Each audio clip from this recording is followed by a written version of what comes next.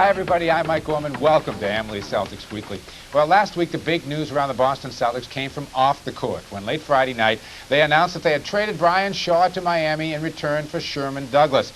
It was just about a year ago that everyone had hoped Brian Shaw would be part of a three-guard rotation with Dee Brown and Reggie Lewis. But over time, Celtics management changed their minds.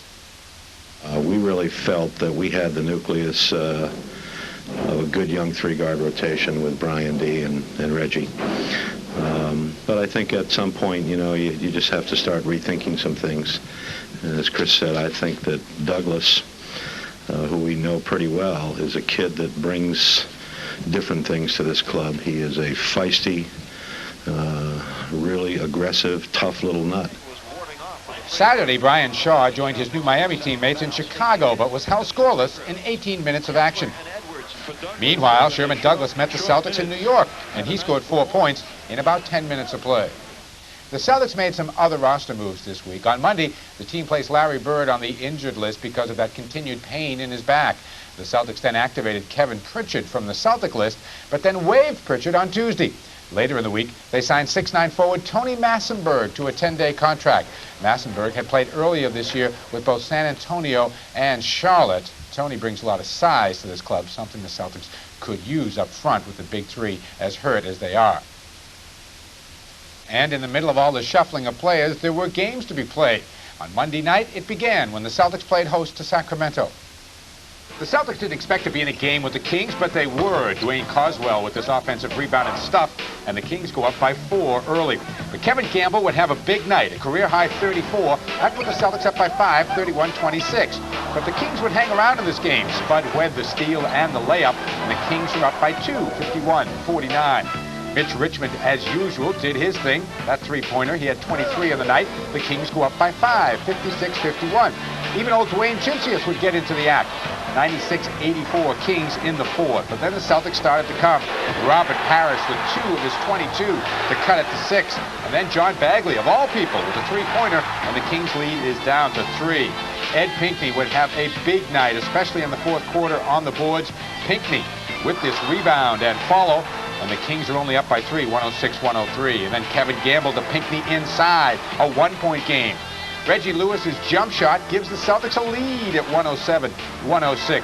And then maybe the play of the game coming up right here. Reggie Lewis goes to the ground, comes up with a big play. The Celtics holding on, 107-106. John Bagley will miss his free throw, but Robert Parrish deflecting a Kings pass, and the Celtics escape. That was a real gut check as far as the players were concerned. We got down as many as, I guess, 12, and they just kept plugging away, and it was a total team win. And we got the crowd involved, and they got behind us, and we started making big plays, and we were able to pull it out. After that dive on the floor by Reggie, we got into it and we started going at it. When Reggie dove on the floor to call the timeout, that was the turning point. The momentum was shifting in our favor, and that kept us with the momentum. So that was a huge play. And also John's Bagley three-point shot was, to put the game in reach. That was huge also. It wasn't the prettiest win, but right now it's a victory, and hopefully set the stage for us on the next game. The Knicks came out smoking against Boston. Mark Jackson with a steal and a layup. Jackson would have 17, and the Knicks had a 4-0 lead. Again, it was Jackson. This time the good look for Ewing, and suddenly it's the Knicks 18-8. But Reggie Lewis would hang in this game offensively and defensively. The steal and the layup, the Knicks lead is cut to 6. Gerald Wilkins, a strong effort for Pat Riley's club. 19 points, the Knicks lead by 9. But Joe Klein would be the difference. Great defense and a strong rebound right there. The Knicks lead 82-79 in the fourth. Then it was Rick Fox with the good defense on Xavier McDaniel, who was a pain all night long. He comes up with the steal right there. And again, it's Joe Klein. Watch the block coming up right there on a driving John Starks. John Bagley will miss this one from the corner, but guess who? Joe Klein again for the tip-in. The Knicks lead is down to 1. And then Eddie Pinckney kind of took over the game. Offensive rebounds, that was the name of Ed Pinckney's game in the fourth quarter. He got that one, found Reggie Lewis to hit a jump shot. The Celtics have an 89-86 lead. And then again, the Celtics unable to convert. Lewis this time, but again, it's Eddie Pinckney with the offensive board. He scores. Boston still up by 3. And what else? An offensive rebound to wrap it up. Ed Pinckney getting it. Robert Parrish tips it in. Great win for the Celtics over the Knicks. And we hung in there, didn't let them get too far out of reach, and then we picked it up even another step. And I really credit Joe Klein for going in there and getting it all started. It's tough to explain. I just think a lot of it had to do with our backs were against the wall. And, it was either put up or shut up. And unfortunately, we were able to put up. Yeah, both teams played extremely hard. Both teams wanted it. And we had our opportunities. We just could not convert anything at all. We knew it was going to be a tough game, a tough battle down the end. And we just felt as long as we just continued to just hang in there, we could be able to win it down the stretch. Well, that win against the Knicks put the Celtics back into a tie for first place in the Atlantic Division, but they had another one of those infamous Friday, Saturday home and away sets coming up at the end of the week. We'll take a look at those games and more when Amalie Celtic Weekly continues.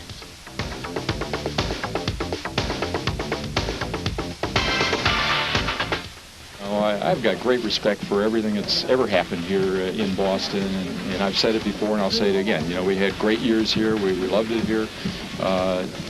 So really to come in here and win a basketball game, it's a basketball game against a great team and a great franchise, and that makes me happy more than anything. Well, it was a week ago last Saturday night that the Celtics lost an embarrassing game to the Minnesota Timberwolves at the Target Center. This past week, the Celtics had a chance to avenge that loss, coming off the impressive win against the Knicks and hosting the Timberwolves at the Boston Garden. The Celtics looked like a cinch in this game. The Celtics were off and running early against the Wolves. Robert Parrish for the dunk. Boston goes up 11-6. Then again, it's quick hands on the defensive end. Chief gets up there on the offensive end. 22 points, 9 rebounds for Robert. The Celtics go up by 11. John Bagley, nice fast break pass to 2 of Reggie Lewis's 29. Boston up by 14. But Pooh Richardson came up with the good pick and the nifty pass. Doug West with the dunk. The Celtic lead down to 11. Then the play that turned the game around. Robert Parrish sprains his ankle, coming down on a sneaker with the Celtics up by 5. Chief would be lost for the rest of the game, and so would the Celtics. Thurl Bailey, 20 points and 10 rebounds. Wolves go up by 1. And then nice fast break. Bailey again for the basket.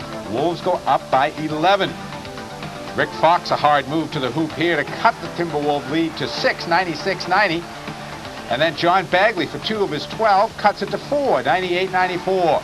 But Gerald Glass, who killed the Celtics all night long with 22, gets the basket and a foul, and Jimmy Rogers got a win. I mean, this is tough. I mean, we just didn't do what we needed to do to get it done. Very disappointing. My effort was not there tonight, and in order for us to win, I think I need to help us on the boards, and my effort was not there tonight. They're the type of team that's not going to quit. And if you don't keep your foot on them, they're going to have success on you down the stretch. We've been playing tough all year, and we've been losing a lot of games down the stretch. And tonight we played real well down the stretch. We executed when we had to, and I think if we continue to play like that down the stretch, we're going to win a lot of more games. This was a big one for us, and I know Robert's out, Kevin's out, and Larry. These are great players, but we also know that there are other great players out there on that court that all were playing very well and very hard. So for us to come in here and get a win, it's huge for this young team. Without the big 3, the Celtics went to Madison Square Garden. It looked bleak for a while, 29 for Xavier McDaniel. But Sherman Douglas, the newest Celtic, with that penetration, and Boston leads 51-43. And then John Bagley leads a 3-on-1 fast break here. Rick Fox for 2 of his 9. Celtics are up by 8, 57-49. John Starks with a steal right there on a John Bagley pass to Mark Jackson, who had 26 on the night, ties the game at 69 in the 3rd. And then Charles Oakley didn't get many baskets. In fact, only 1, and there it is. And the Knicks lead 73-71 in the game. Again, it's Sherman Douglas showing he can penetrate. The Celtics go up by 3, 80-77. 33 for Reggie Lewis. And the Celtics have an 86-83 lead to start the 4th. But McDaniel again ties the game at 91. Kevin Gamble had 23, including that jump shot. Boston up by 2. But then John Starks for the basket and the foul. The Knicks lead 96-95. Big steal here by Mark Jackson, and the Knicks escape barely. Well, despite that loss in New York, the Celtics did play well, and you would think this team is starting to gain confidence in each other despite the absence of the big 3. Well, Friday night's game ended with a surprise when the Celtics traded away Brian Shaw. We'll take a look at Brian's up and down career here in Boston when Amalie Celtics Weekly continues.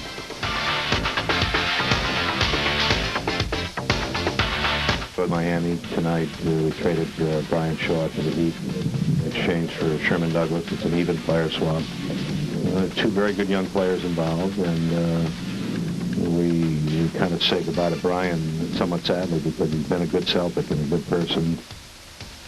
The Brian Shaw saga in Boston was an eventful one, to say the least. But still, when that trade came late Friday night, some people were surprised. Well, gone but not forgotten, the 24-year-old guard from California definitely left his mark in Boston. Brian Shaw's 3.5-year relationship with the Boston Celtics was a stormy one. After his selection as the #1 draft pick back in '88, his rookie season was a revelation. The 6'6" point guard assumed a leadership role on a team which had lost Larry Bird for the season and then struggled to a 42-40 record. Shaw's play was one of the season highlights, particularly in the playoffs. Despite being swept by the eventual NBA champions from Detroit, Shaw's 17 points per game and tenacious defense helped make every game a battle, and Celtic fans were feeling pretty good about their point guard of the future. But life would never be smooth in Boston for Brian Shaw. He spent the next season playing basketball for a bigger contract in Italy. The Celtics and their fans may have forgiven the one-year hiatus, but after signing to return to Boston, Shaw tried to back out of the deal and go back to Italy for a second season. A judge ordered Brian back to the Celtics, and from that point on, many fans and parts of the media became harsh critics of his play, suspecting that under it all, Shaw did not want to be a Celtic.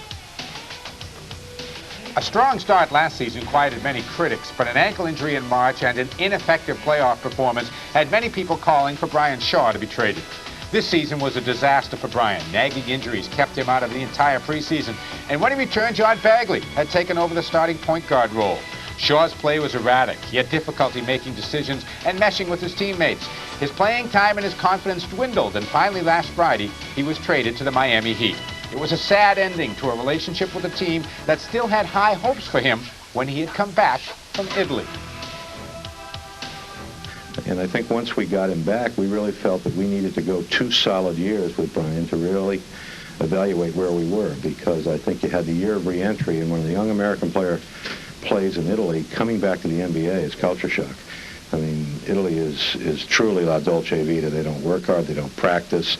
They play 35 games a year. And we really felt Brian got through that first year very well. I mean, he was a willing worker, and he played hard and suffered the injury and tail a little bit at the end. And so we really thought that he could build on that and build on what he did last year, this year. And it just wasn't happening. It was obvious it wasn't happening. I don't think it was anybody's fault it wasn't happening, but when it wasn't happening for as long as it wasn't happening, we felt we had to do something. Brian is a great young player, and I've enjoyed having him here. He's been a gentleman on and off the court. He's done a lot in the community, working with kids and things. And I just think that, as Dave said, when you make a deal, you hope that it's a right deal for not only the two clubs, but for the individuals involved. And things have been tough here for Brian this year, and hopefully Miami will be a fresh start for him. And I think the same thing holds true for Sherman. Both of them were facing some difficult problems as far as media and fan reaction and what have you, and maybe the change of scenery will be good for both of them. Brian Shaw is now a member of the Miami Heat, and in his place, the Celtics get another young point guard who has had his share of controversy, Sherman Douglas. Douglas held out and signed a $17 million offer sheet with the Los Angeles Lakers. Miami matched the offer, then shipped Sherman to Boston. Coming to the Lakers, I think it was a great opportunity for me there too, but for right here now, I'm glad to be a Boston Celtic. I think that with the team that got with the veteran and the youth, it's a great mix, and hopefully we can blend together and try to accomplish a great deal here. We just felt that Sherman could bring a feistiness to this team right now, a spirit to this team. He's a guy that can put the ball on the floor and take it just about anywhere he wants. He can penetrate and create. He is a real gutty, big-hearted type player who down the stretch in games is going to stand up and be counted. And we like that about him. We like what maybe we think he can bring to us. Whenever you make a deal, you really don't know how it's going to work out in the end. We'd like to think that Sherman's going to be able to come here and fit in and be a valuable asset for years to come. He's a young player, very talented, and I like how he handles the ball. I like how he can penetrate, get to the basket. I don't know if we have any players that he can throw the alley-oop to, but maybe Eddie Pickney or Reggie will get some. But I think he's a player that can be a valuable contributor to the squad. Now in his third NBA season, Douglas averaged 18.5 points per game last year and was Miami's MVP. His strength is on the offensive end of the court, though he's ready to hold his own on defense. Well, I'm not one of the great defensive players around. I just try to hustle and use my quickness and, try to beat people to a spot and try to, make the other point guard do something he really don't want to do and take him out of his offensive scheme. Hopefully, Sherman Douglas will become a strong contributor to Boston's backcourt. And hopefully, Brian Shaw will find his confidence in Miami and continue to blossom in the NBA. Then this can be looked back as one of those trades that is good for both teams and both players. Well, the next time that we see Brian Shaw will be March 10th when the Celtics travel to Miami. And then Brian will be back in the Boston Garden with his new teammates on the last day of the regular season, April 19th. Coming up next on Emily Celtics Weekly, the fans are allowed to play on the court where they usually cheer on their heroes. All the great games they played here, and the championship games, and it feels great because Kareem hits his hook shot here, and I went to the place where Bird stole the ball, and I tried out there, and I think it's really nice. It's really good. That's Columbia, stolen by Bird, and the cut to DJ. Yes, and a foul! On January 5th, the Boston Garden held its annual open house, this year to benefit the Boys and Girls Clubs of Boston. The open house is a chance for fans to shoot some baskets, tour the Celtic locker room, and experience the parquet floor. Boston Garden, the greatest tradition in professional basketball. Home to 16 NBA championship teams. People from all parts of the country know about the parquet floor and the Celtics mystique. For generations, youngsters of all ages have dreamed of becoming a Celtic player and standing on the Garden floor. It's nothing like being there. Just the feel of the parquet, looking at the flags and the rafters and, walking around, just being a part of the whole Celtics mystique. It's great. I wanted to play on this floor when I was in high school and never got to it. And all the tech tourney days, and so it would have been fun. It would have been fun to play one-on-one out here, or, no game of basketball, but bring one of them guys on. We'll take them on. I grew up thinking I could be a Celtic one time, and Red never called me, so I didn't know. So it's, for that brief moment, you're out there and participating with them. For the past 4 years, the management of the Boston Garden has held a basketball open house for anyone to come in and spend a little bit of time playing on the parquet. Larry Moulter, the president of Boston Garden, wanted to run annual events where the general public could come in. They may not be able to participate in other events or get, we're sold out for the Bruins and Celtics, so it's a way that they can actually come into the Garden for not a very big fee and at the same time raise money for a specific charity. Hi, I'm Larry Moulter. As president of the Boston Garden, I take every opportunity I can to practice my moves.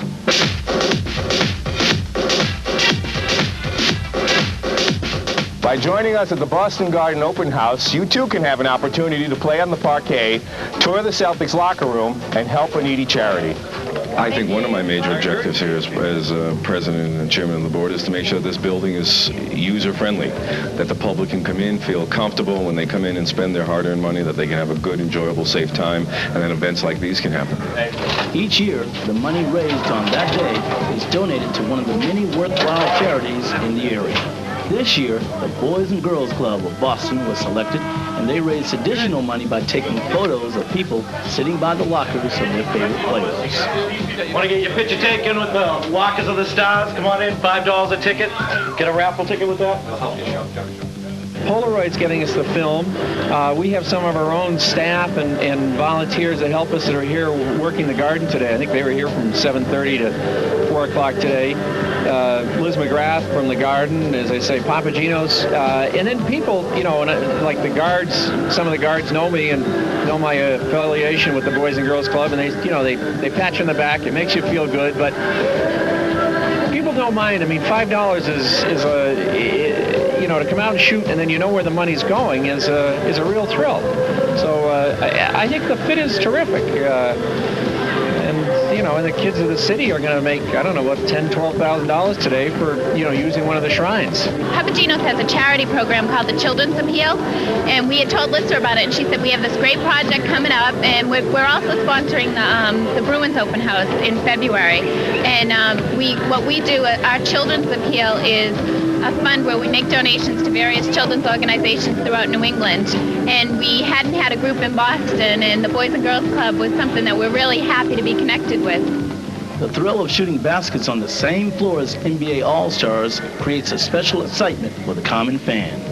I've been a fan since 1962. Been in their locker room once. I was in their locker room when they won the championship that year. And this was just right up there with it. I mean, I never thought I'd be on the floor shooting balls.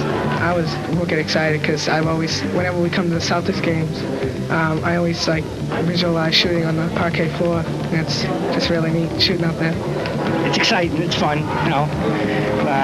Mainly down here for the kids, though, right now. I mean, if I was down here with a bunch of buddies, I don't think he'd be talking to me. I think he'd be bouncing the ball a little more. Just seeing the kids' faces, that's what I guess, you know, seeing their eyes light up that Larry Bird shot, you know, or Kevin McHale, or any of them that shot, you know, a basket, and they actually made a basket at the same hoop. I mean, that's pretty exciting. I was excited to come down and see, you know, see if I could score where they have and things like that. 3,000 people turned out for the opportunity to play, many more than expected, and no one seemed dissatisfied in the slightest.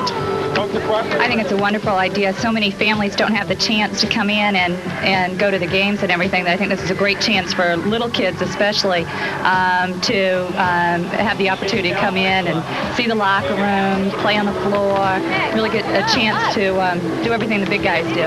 On a 1 to 10 scale, I'd rate it a 12. We definitely will come back. It'll be a yearly thing for us now. Great day for a lot of fans at the Boston Garden. Busy week for us and the Boston Celtics coming up, as you'll catch the Celtics 3 different times here on Sports Channel. First up Wednesday night, the New Jersey Nets and the Celtics. First look at Derek Coleman on the Garden floor this year. That will be at 7 o'clock for the pregame show. Then on Friday, Charles Barkley and the 76ers. Jeff Ruland new with that club. Pregame show again at 7. And then mark this one down, David Robinson and the San Antonio Spurs. Sunday, 4:30 in the afternoon for the pregame, 5 o'clock for the tip-off. And why that time, you say? Because the Celtics have to turn around and go out to Cleveland on Monday to take on the Cavaliers in a game on Martin Luther King Day at 3:30. So that'll do it for Amalie Celtics Weekly. Busy week coming up. Thanks for joining us tonight. See you next week, everybody. Amalie Celtics Weekly, brought to you by Amalie Motor Oil. Better than it has to be.